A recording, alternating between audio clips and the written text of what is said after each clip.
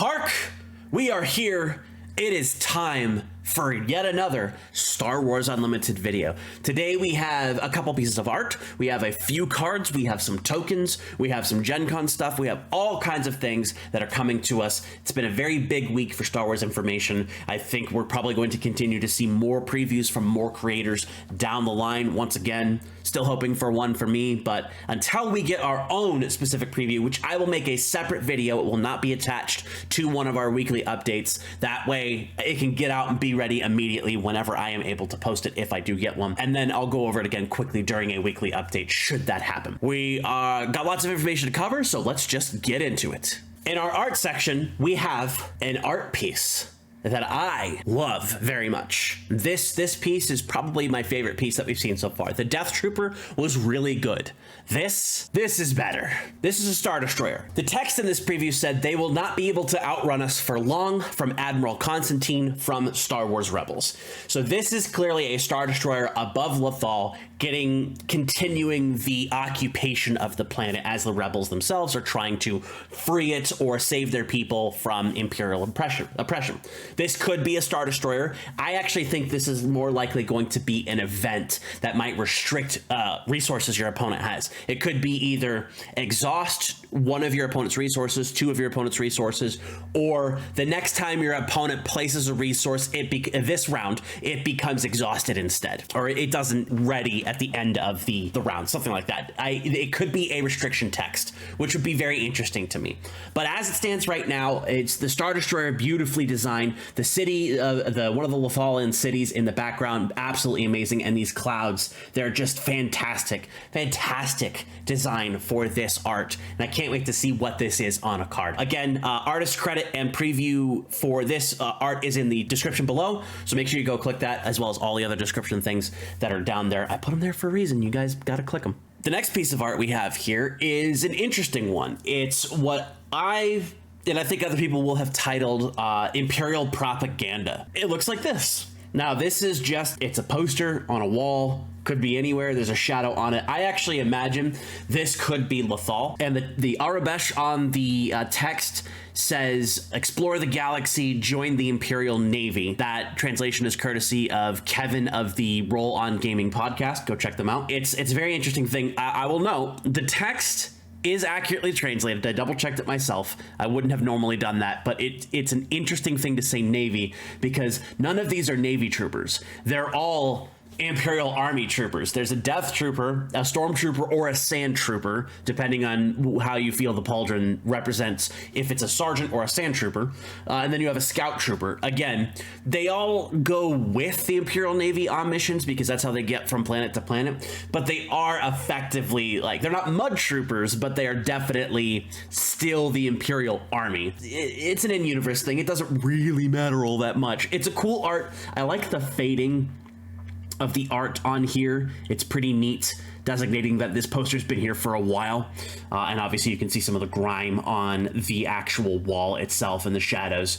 But this is a really cool piece of art that is likely going to be an event or an upgrade. Could be another one of those slap it on a base and restrict something, or it could be upgrade that stays on the board that gives you bonuses, maybe a reduction of the resource cost of your first unit on the ground in any given round.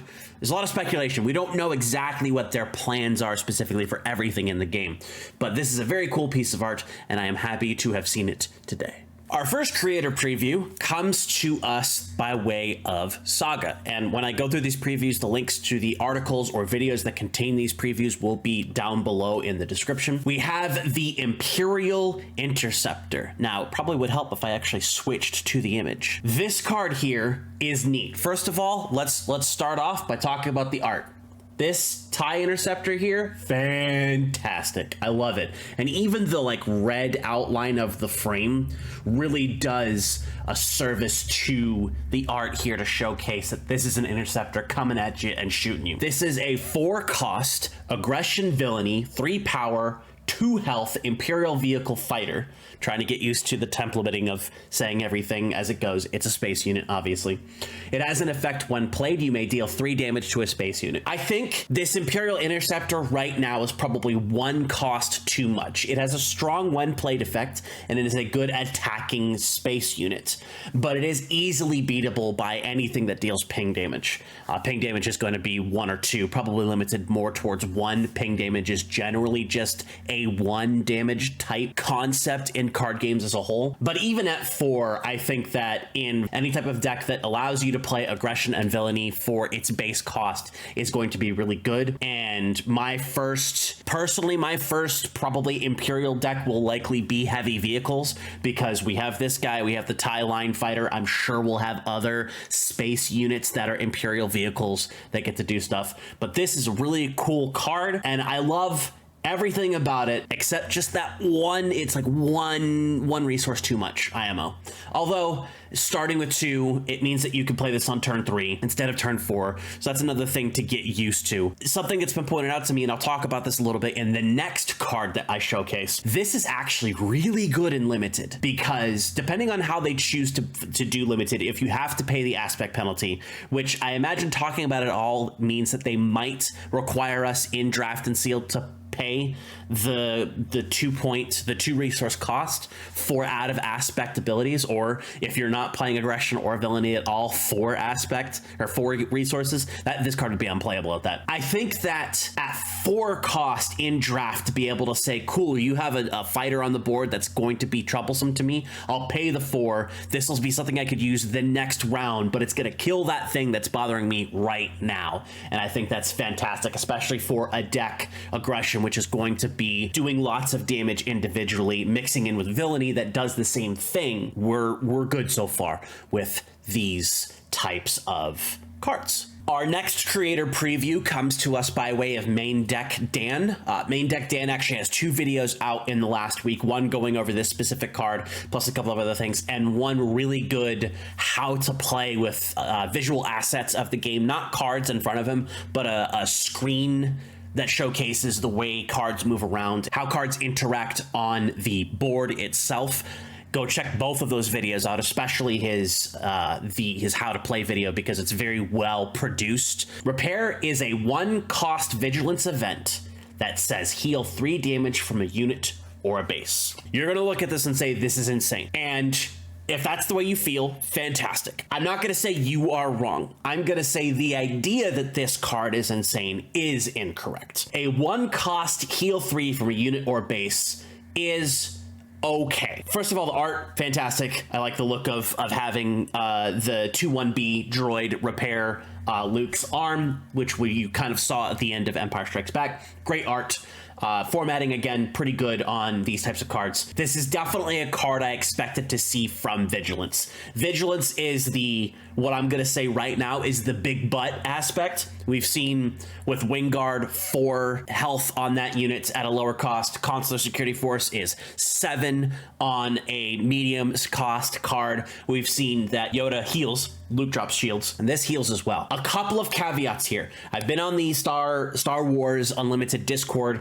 I had some discourse with some people that were on there. There were a couple of really good points that were made to me. This is almost like a shield. It's not. A shield is much stronger, but it's almost like a shield. I.e., you could basically... You're not going to be able to prevent, but you can effectively remove 1 low-end packet of damage, and it allows you to keep going on a unit that you want to keep survivable, maybe even your leader, or keep you survivable by restoring the health on your base. The other point that was made out to me was this is a very good card in Limited, and I 1000% agree. This is an insane card in Limited. This is a very good card in Limited. The way that I play games is win more cards are good, but win cards are better. This is a win more card, or this is a lose less card. Some people are going to see it's like the cup half empty, half full type thing. Some people are going to see this as a card that prevents you from losing the game, and I don't agree with that. 1 resource to heal 3 damage from a unit or base if there is a unit you need to keep on the board at all points in time that has a relevant effect that it can maintain and use either passively throughout the entire game or consistently every single round. Repair is a good card to be able to utilize that to keep that on the board. Right now, with the small amount of cards that we have that we know of, that's not the case. And who knows if Cunning or Command or Aggression are going to have something that you want. If you pair Vigilance with those aspects, that it'll have something that is relevant for Repair. You can keep the damage off your base, but my 2 counters to that are, 1, if this card said 1 cost, put a shield on a unit or base, it would be an automatic 3 of across the entire game. Every Vigilance deck, every deck that has Vigilance in it would run 3 of this card because shields are strong. As a reminder, a shield will protect you from all damage from 1 packet of damage. So if something is going to hit you for 7, the shield says, gone. If something hits you for 4 and then hits you again for 4, it blocks the first 4 packet, and then the second packet goes through as 4. The other thing is if Repair was a card that said 1 cost, the aspect is irrelevant, deal 3 damage to a unit or base, it would be an automatic 3 of in any deck that plays it that can pack that specific aspect. This specific card right here, I don't believe is an automatic 3 of in any deck, even Vigilance, because healing 3 damage was relevant in Star Wars Destiny when your health pool totals were 10, 12 at most on a single character, and other things where you were trying to protect with damage, so on and so forth. Healing 3 in Star Wars Destiny is relevant. Healing 3 in Star Wars Unlimited, where your life total is 30, not as relevant. I see the uses. It is not a useless card. It is an okay card. This would be what I would probably say as a C grade card for okay, right? Middle of the road. It has its uses. It's not something that I would personally run if there were other options that are better, and I do believe there will be other better options. Bare minimum, 1 cost, and your action for the turn. That's the big thing is the action for the turn to play this card. If there's something that you get to do that says deploy units, play a card from your hand, or when this unit deploys, search the top 5 cards of your deck for an event and play it, then Repair gets up really, really high. But even if all you do with this card is place it face down early game or late game as a resource, I still don't think that's enough to warrant it being put into a deck that there are likely going to be better cards. That's all I can really say is I think even in the first set, the future of what we're going to see in the first set is going to be better than what Repair can do. However, I'm sure that somebody will say, hey, you know what? I've got this Sentinel guy with 4 health. You only did 3 damage to it. Boom, Repair. Get past my Sentinel guy. Ha ha.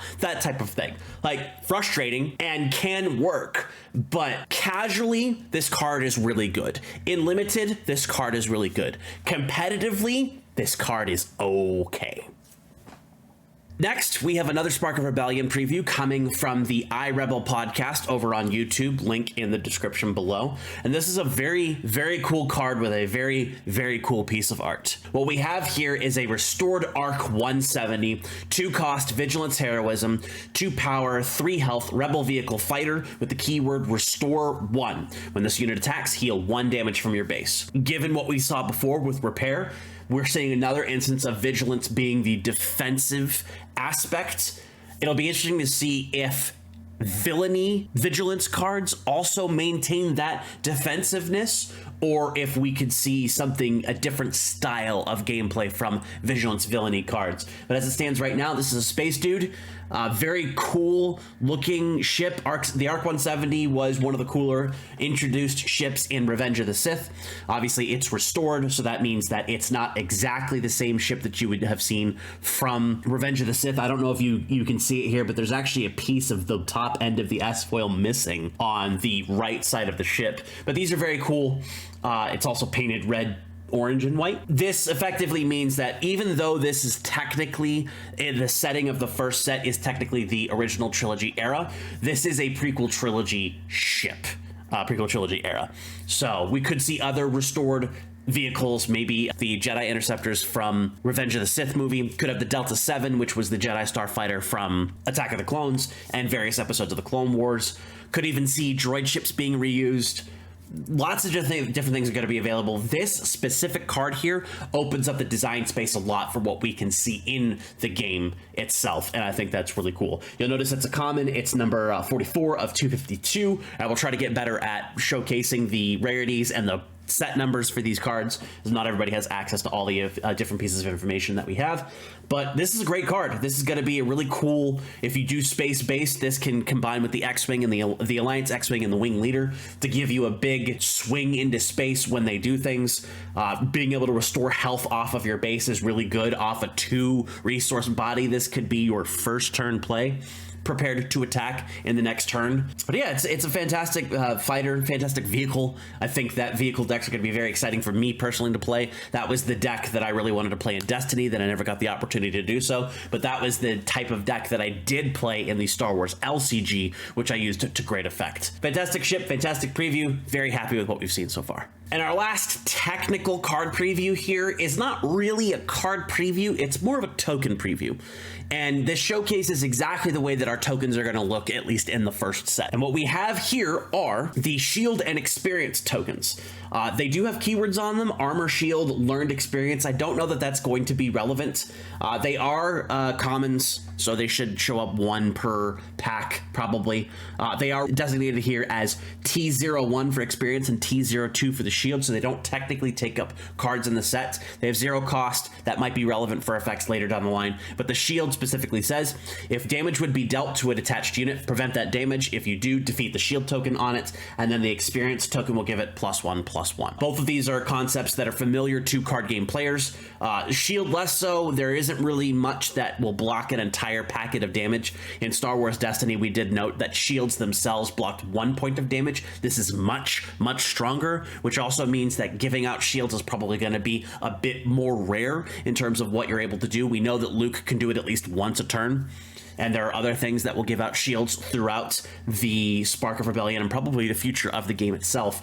But being able to block an entire packet of damage is huge for shields, and we talked about that during the quick start rules, so we don't have to go over too much more. We have the experience token here, easy enough: 1 power, 1 health, but bada boom, right? And it's done. And then, of course, with the shield itself is on a B-Wing, so hopefully we'll be able to see a B-Wing in the first set. And then we have Yoda training Luke on Dagobah. Might be interesting to see if there is another art that references Luke's training on Dagobah. We have seen the Dagobah Swamp, and we have seen a Luke, but not this Luke, and we have seen a Yoda, which is technically this Yoda. Fantastic looking tokens. This is from Maindeck Dan in his Learn to Play video, so go check that out. Token rules, cool. Extra assets given to him by FFG. Fantastic across the board. The last thing we're going to talk about today is going to be a piece of information that was given to us by FFG during the week, stating a specific bonus that's going to happen with the demos at Gencon. In the last video, I went over the fact that they released the quick start rules to get people prepared for the Gencon demos that are coming in August, and your benefit for going to Gencon in this article, which I will link again in the description below, is that participating in a Star Wars Unlimited game demo will earn you the event exclusive variant of both Luke Skywalker and Darth Vader leader cards.